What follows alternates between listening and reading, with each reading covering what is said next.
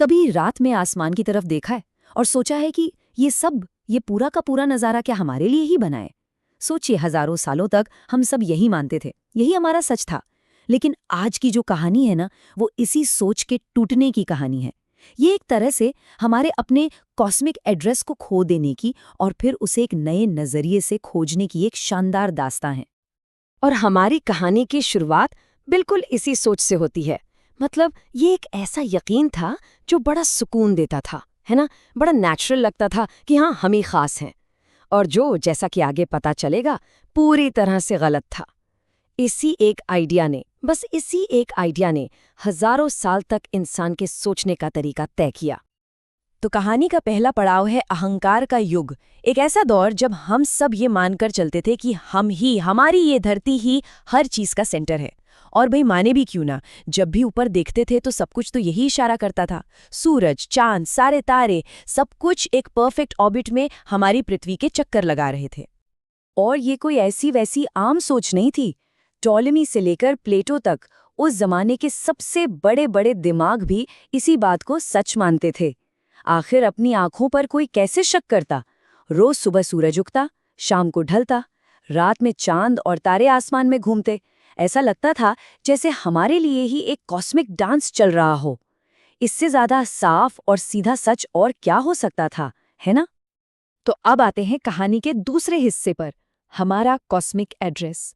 और यहीं से कहानी में एक जबरदस्त मोड़ आता है। वो पल जब हमारी इस आरामदायक, खुद को खास समझने वाली सोच पर पहली और बहुत गहरी चोट पड़ी। ये थी हमारी पहली ग्रेट डिमोशन। और जानते हैं इसकी शुरुआत कहाँ से हुई? हमारे अपने घर से, हमारे सोलर सिस्टम से। और इसी एक खोज ने हमारी दुनिया को हमेशा हमेशा के लिए बदल दिया। हमें ये पता चला कि नहीं, पृथ्वी सेंटर नहीं है, बल्कि वो तो सूरज के चक्कर लगा रही है। और हाँ, हमारा सूरज जिसके चक्कर हम लगा रहे हैं, वो भी कोई खास नहीं है। वो तो हमारी गैलेक्सी मिल्की वे के अरबों खरबों तारों के समंदर में बस एक मामूली सा तारा है। 400 अरब, जरा सोचिए इस नंबर के बारे में। ये हमारी अपनी गैलेक्सी मिल्की वे में मौजूद तारों का अंदाजा है। सिर्फ ये एक नंबर ही काफी है ये समझने के लिए कि हम कितने बड़े खेल का कितना छोटा सा हिस्सा हैं। लेकिन कहानी यहीं खत्म नहीं हुई। 1924 में एडविन हबल नाम के एक एस्ट्रोनॉमर ने ब्रह्मांड के नक्शे को और भी बड़ा कर दिया। उन्होंने ये साबित किया कि आसमान में जो हमें धुंधले से धब्बे दिखते हैं, जिन्हें नेब्यूला कहा जाता था, वो असल में बादल या तारे नहीं, बल्कि हमारी मिल्की वे जैसी ही पूरी की पूरी गैलेक्सीज हैं। वो आइलैंड यूनिवर्सेस हैं। 2 खरब, ये वो संख्या है जितनी गैलेक्सीज हम आज अपने टेलीस्कोप से देख सकते हैं। और बस इसी के साथ हमारी पहली ग्रेट डिमोशन पूरी हो गई। हम जो खुद को हर चीज का सेंटर समझते थे, अब इस अनजान विशाल ब्रह्मांड में एक धूल के कण से ज्यादा कुछ नहीं थे। अब आता है तीसरा पड़ाव, एक भागता हुआ ब्रह्मांड। तो ठीक है, हमारी खास जगह तो छिन गई थी, लेकिन एक और बड़ा झटका लगना अभी बाकी था। हमें ये मालूम होने वाला था कि ये जो ब्रह्मांड है ना, ये कोई शांत स्थिर जगह नहीं है जैसा हम हमेशा से सोचते आए थे। ये थी हमारी दूसरी ग्रेट डिमोशन। इसे समझने के लिए एस्ट्रोनॉमर्स के पास एक कमाल का टूल था, रेडशिफ्ट। इसे ऐसे समझिए, जैसे कोई एम्बुलेंस जब हमसे दूर जाती है तो उसकी आवाज बदल जाती है ना? ठीक वैसे ही जब कोई गैलेक्सी हमसे दूर जाती है तो उससे आने वाली रोशनी लाल रंग के तरफ खिंच जाती है। और इसी सुराग का इस्तेमाल करके वेस्टस लिफर और एडविन हबल जैसे वैज्ञानिकों ने गैलेक्सीज की रफ्तार को नापा। और हबल की ये खोज एक धमाके की तरह थी। इसने आइंस्टाइन के स्टैटिक यूनिवर्स, यानी एक स्थिर न बदलने वाले ब्रह्मांड के आइडिया को हमेशा के लिए खत्म कर दिया। पता है, आइंस्टाइन को खुद इतना यकीन था कि ब्रह्मांड स्थिर है कि उन्होंने अपनी इक्वेशंस में एक कॉस्मोलॉजिकल कांस्टेंट जोड़ दिया था, सिर्फ इसलिए ताकि गणित के हिसाब से यूनिवर्स स्थिर दिखे। बाद में उन्होंने माना कि ये उनकी जिंदगी की सबसे बड़ी गलती थी। और यहीं से एक ऐसा लॉजिकल सवाल उठा जिसने सब कुछ बदल दिया। सोचिए, अगर आज सारी गैलेक्सीज एक दूसरे से दूर भाग रही हैं, तो अगर हम समय का पहिया उल्टा घुमाएं तो क्या होगा?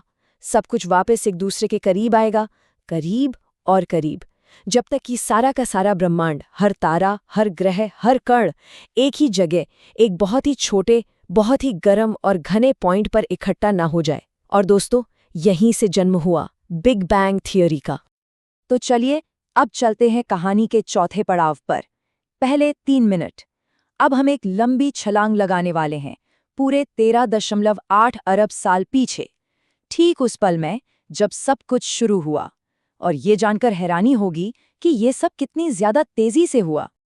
मशहूर फिजिसिस्ट स्टीवन वेनबर्ग ने इसे समझाया है कि ये सब कुछ पलक झपकते ही हो गया। सोचिए, पहले सेकंड के 100वें हिस्से में ही यूनिवर्स का तापमान 100 अरब डिग्री था। ये बस पार्टिकल्स का एक खौलता हुआ सूप था। और सिर्फ 3 मिनट के अंदर यूनिवर्स इतना ठंडा हो गया कि हाइड्रोजन और हीलियम जैसे सबसे हल्के एलिमेंट्स के न्यूक्लियस बन गए। मतलब ब्रह्मांड का बेसिक कच्चा माल तैयार हो चुका था। इस स्पीड को समझने के लिए बिल ब्राइसन की ये लाइन कमाल की है। मतलब यूनिवर्स में आज जितना भी मैटर है या कभी होगा, उसका 98% हिस्सा बस उतनी देर में बन गया था जितनी देर में कोई एक सैंडविच बनाता है। कमाल है ना? और अब आता है 5वां और शायद सबसे खूबसूरत पड़ाव। हम तारों की धूल से बने हैं। तो ठीक है, बिग बैंग ने हमें हाइड्रोजन और हीलियम दे दिया, लेकिन हमारा क्या? इस धरती का क्या? हमारे शरीर में जो कार्बन, ऑक्सीजन, आयरन है, ये भारी तत्व कहाँ से आए? इस सवाल का जवाब हमें मिलता है तारों के अंदर, उनकी धधकती हुई भट्टियों में। ये एक तरह की कॉस्मिक रिसाइकलिंग है, एक बहुत ही शानदार प्रक्रिया। देखिए, होता यह है कि बड़े बड़े तारे पैदा होते हैं।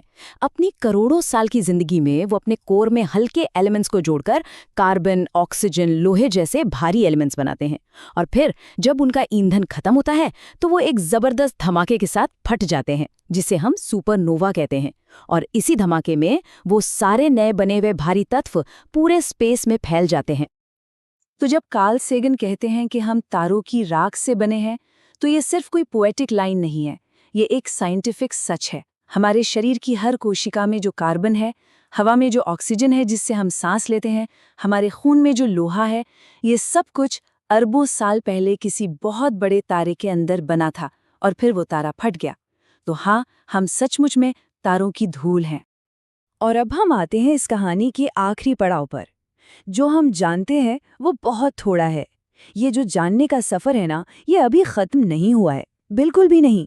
बल्कि सच्चाई तो ये है कि हमें जितने भी जवाब मिले हैं, उन्होंने अपने पीछे और भी बड़े और गहरे सवाल खड़े कर दिए हैं।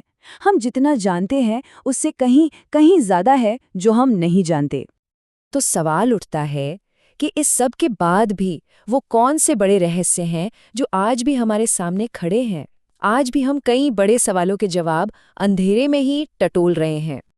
जैसे कि ये डार्क मैटर आखिर है क्या जो गैलेक्सीज को बांधे हुए है? ये डार्क एनर्जी क्या चीज़ है जो यूनिवर्स के फैलाव को और तेज कर रही है? बिग बैंग से पहले क्या था? क्या कुछ था भी? और सबसे बड़ा सवाल, क्या इस विशाल ब्रह्मांड से परे और भी यूनिवर्स हैं? ये वो कुछ बड़ी पहेलियां हैं जिनसे आज मॉडर्न साइंस जूझ रहा है। ये बात हमें टी.एच. हक्सले के खूबसूरत कोट की याद दिलाती है, जो हम जानते हैं वो सीमित है, जो नहीं जानते वो अनंत है। हमारा काम बस इतना है कि हर पीढ़ी में हम उस अनंत समंदर से थोड़ी सी और जमीन हासिल कर लें। ये इंसान की कभी न खत्म होने वाली खोज है, एक ऐसा सफर जो शायद हमेशा चलता रहेगा। और शायद जो चीज़ हमें इस ब्रह्मांड में वाकई खास बनाती है, वो हमारा सेंटर में होना नहीं, बल्कि ये कभी न खत्म होने वाली जानने की चाहत है।